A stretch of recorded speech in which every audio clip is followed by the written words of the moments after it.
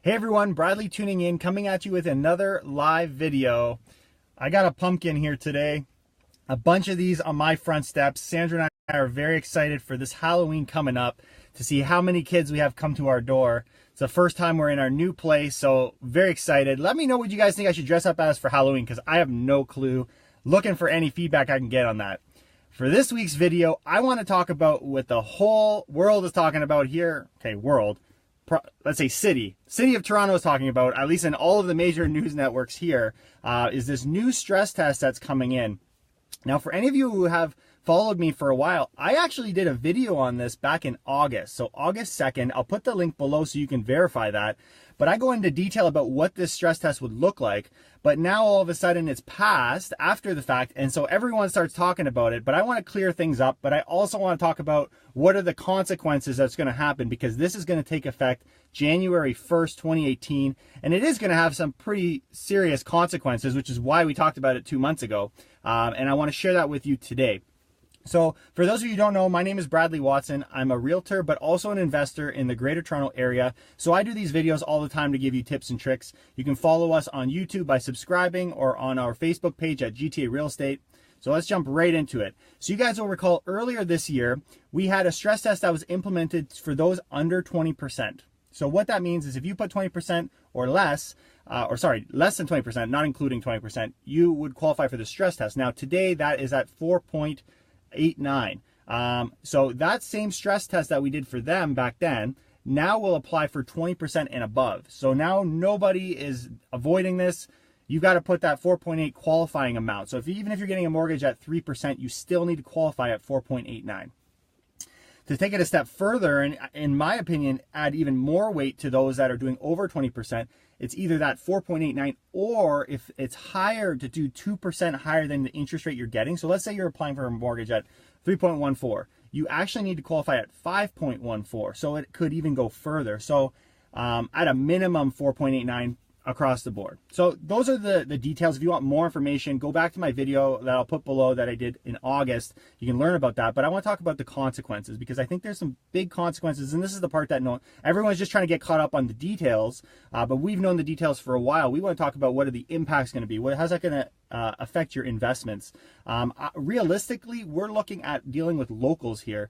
At least the foreign investors that I deal with do mostly cash purchases. They don't need to get financing. So we're actually, in many ways, I think this is a political move, and it's going to impact local investors. But to take it even further, I was listening to an interview they were having with the top guys at OSFI who implemented the rules, and they even recognized that it could have an adverse effect in that it pushes people to these the ghost lenders, these ones they call them shadow banking, and you take them to a different level where they no longer need to qualify under these guidelines. So they still exist.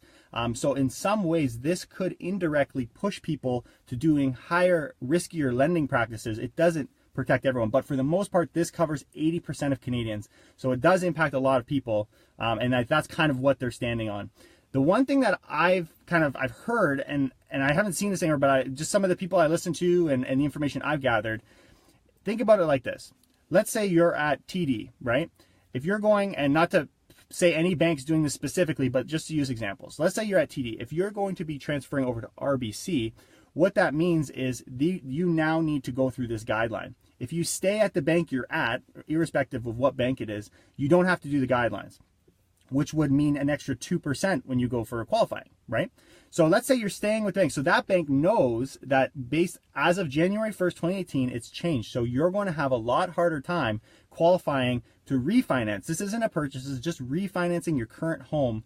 And they're going to realize, you know what, they're not going to qualify anywhere else under the new guidelines. So they're going to naturally, as a business would, jack up the rents. Now, no one's saying, or rents, jack up the interest rates. No one's saying that, but what would you do? If you knew your client can't go anywhere else, realistically, they're in it to make money. It's a business. So I could see that being an impact as well. The third and final is impacting first-time buyers, which, I mean, the first-time buyers have been getting beat up from the beginning, so there's no surprise there. But what I would suggest between now and January 1st, if you are right on the edge of what you qualify for, you can expect that amount to drop January 1st by 20%. So if you were pre-approved for $1 million, you're looking at 800,000 now. So if you're right on the cusp of what you want, get in there now. Otherwise, you're looking into the new year, and you're probably going to be looking at something that is a little less, at least value-wise, than what you were looking at this year. Those are the major consequences that I see. Like I said, it's funny how slow the news is. This has been published and available information, but no one's been talking about it for months. But there you go. So as we said, I'm going to continue to post these videos, give you tips and tricks next week. We do these videos live every Wednesday. Follow us on YouTube at our Watson Estates page, and on GTA we do the real estate stuff live. GTA Real Estate is the page. You can find that. Make sure you subscribe and like us. Take care, guys. Happy Halloween, and we'll check in with you next week. Take care. Keep it real.